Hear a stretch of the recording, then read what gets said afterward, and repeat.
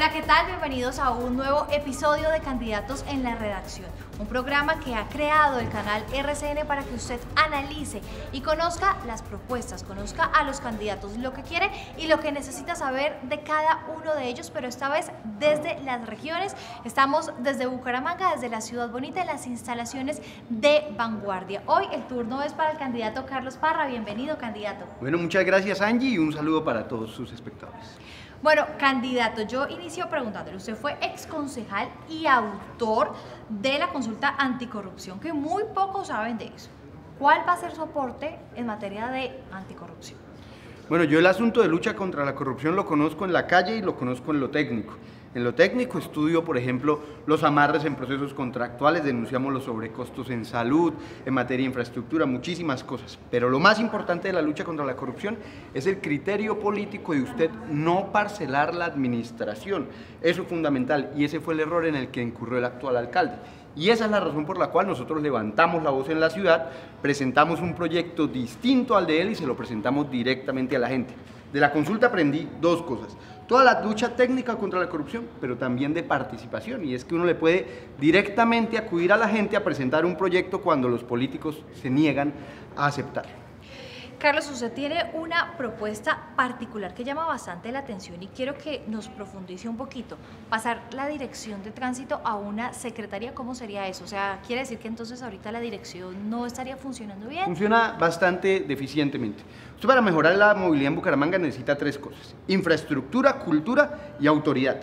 Pero la autoridad está rota en Bucaramanga. Nuestra relación con la dirección de tránsito es bastante deficiente y no logramos que tenga un enfoque hacia la regulación. Convertirlo en una secretaría haría que dejara de depender de las multas y sanciones y se pudiera enfocar en lo importante, que es regular la movilidad en Bucaramanga. Claro que se tienen que seguir aplicando las normas, eso sin duda, pero el enfoque tiene que ser hacia la movilidad. Hoy nosotros tenemos en patios más de 13.000 vehículos allá pudriéndose, haciendo nada. ¿Y eso en qué ha mejorado la movilidad? En absolutamente nada. Nosotros tenemos que tener un enfoque orientado hacia la regulación vial y no hacia hacer eficiente una empresa como la dirección de tránsito.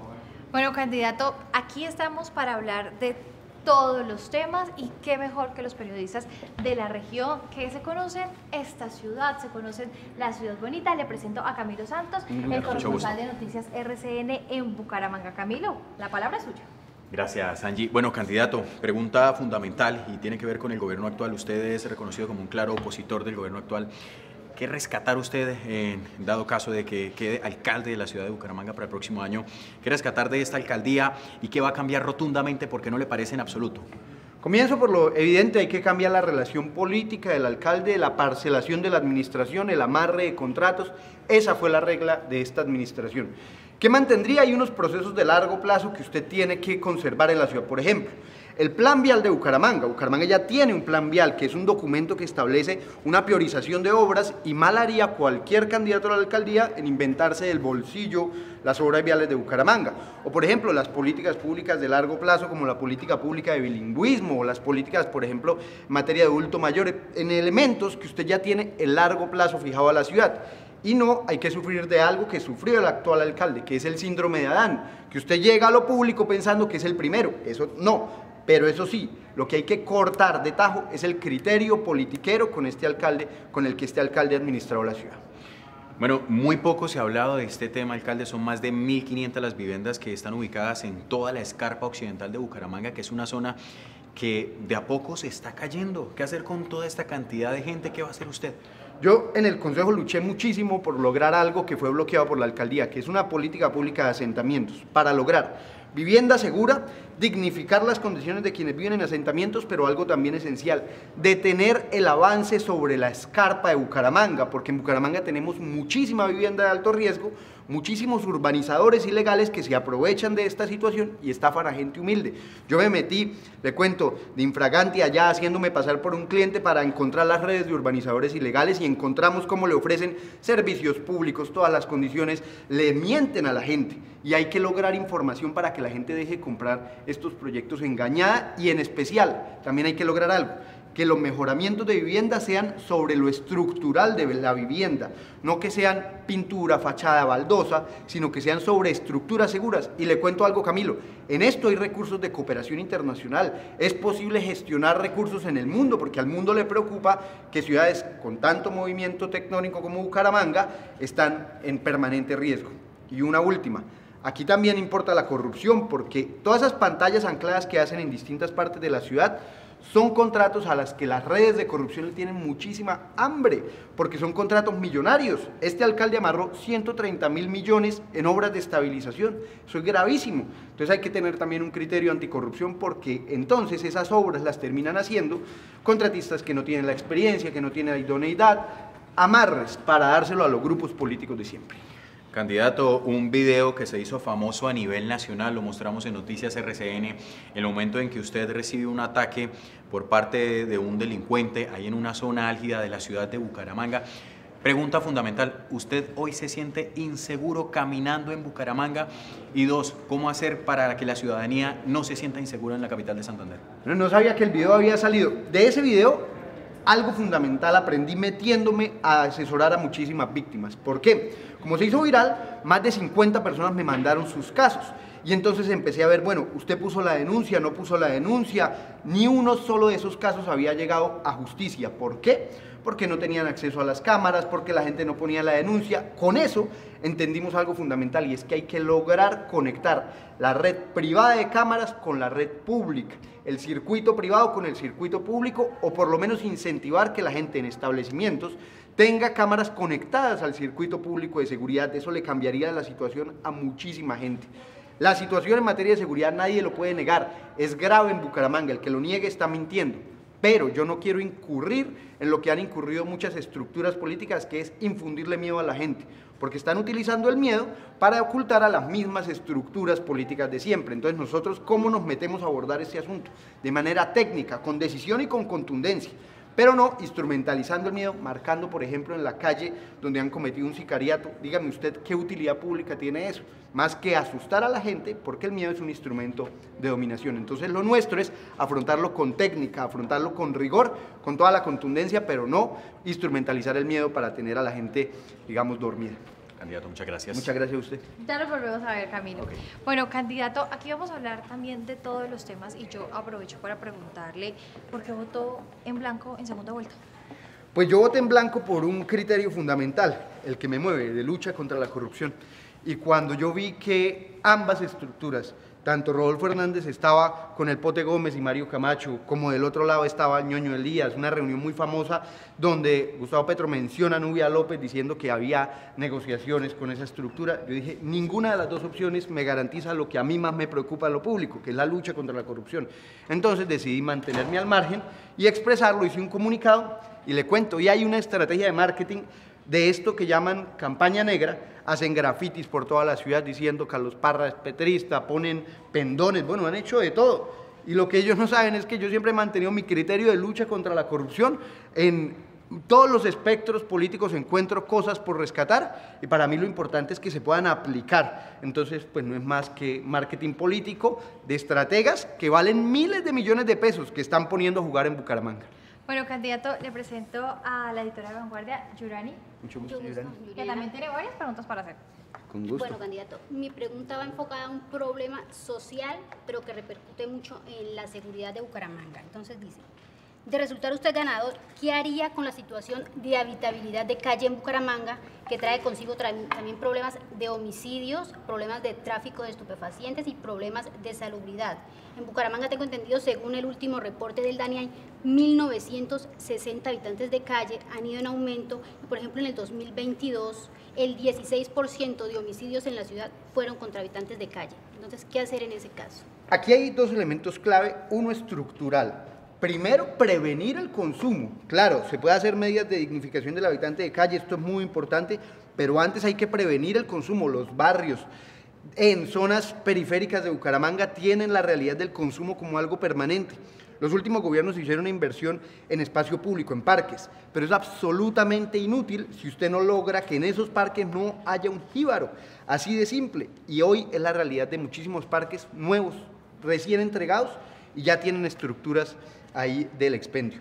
Pero por otra parte, en materia de habitabilidad en calle, claro que las distintas decisiones de la Corte Constitucional hacen que los municipios tengan que garantizar condiciones de dignidad, eso es vital, y algunos avances como por ejemplo que el municipio directamente haga esa oferta y no la tercerice, sino que la ofrezca directamente, pues nos permite aumentar la cobertura. Esos son dos elementos básicos, pero algo fundamental también, la condición del habitante de calle tiene que ser entendida desde la dignidad, eso es fundamental. Pero eso no obsta a que no luchemos contra las estructuras del microtráfico, del narcotráfico que tienen azotados muchos parques en Bucaramanga.